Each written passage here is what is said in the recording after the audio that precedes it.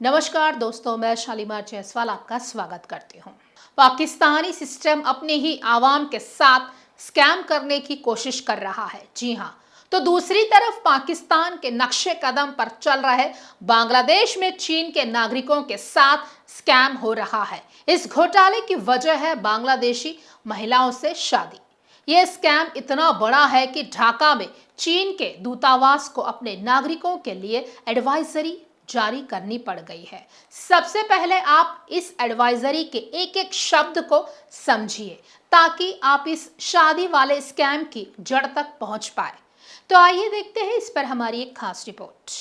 पाकिस्तान जैसा देश जहां खाने के भी लाले पड़े रहते हैं, जिसकी जीडीपी ग्रांट के पैसों से चल रही है, वो भारत जैसे विशाल देश से लड़ने की हिम्मत कैसे कर लेता है? ये सवाल आते ही एक ही नाम दिमाग में आता है और वो है चीन। चीन के ही दम पर पाकिस्तान अक्सर उछला करता है, लेकिन अब यही पाकिस्तान चीन के लिए नई परेशानी की वजह बन गया है। चीनी मर्दों का पाकिस्तानी और बांग्लादेशी महिलाओं से शादी करने का ट्रेंड अब चीन के लिए चिंता का विषय बनता जा रहा है। पिछले कुछ सालों में चीन में विवाह दर में गिरावट और लिंग असंतुलन के कारण इस ट्रेंड ने काफी जोर पकड़ा है। लेकिन चीनी मर्दों की इन पाकिस्तानी बांग्लादेशी पत्नियों से चीन की सरकार क्यों चिंता में है?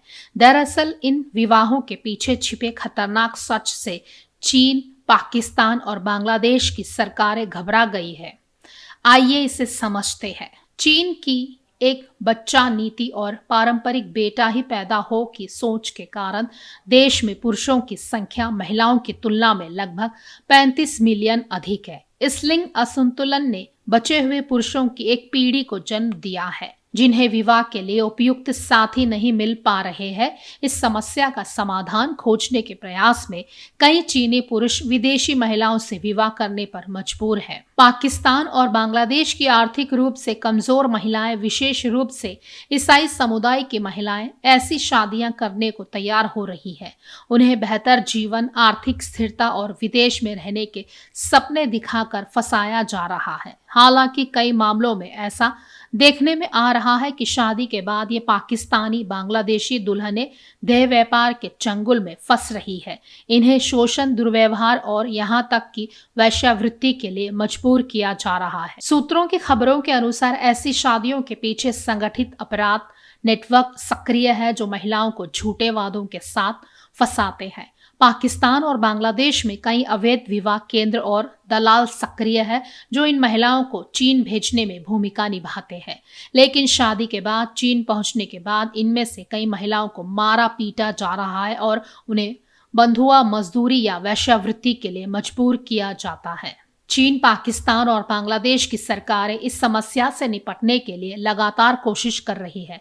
चीन ने अपने नागरिकों को विदेशी पत्नी खरीदने से सावधान रहने की चेतावनी दी है और अवैध विवाह केंद्रों पर कार्रवाई शुरू की है। पाकिस्तान और बांग्लादेश में भी कई दलालों और अवैध विवाह केंद्रों के खिलाफ कार्रवाई की गई है। हालांकि इन अपराधों की गुप्त प्रकृति, सीमित अंतर्राष्ट्रीय सहयोग और सामाजिक सांस्कृतिक कारकों के कारण इन प्रयासों को सफलता मिलने में समय लग रहा है। खास खबरों के लिए जुड़े रहिए हमारे साथ।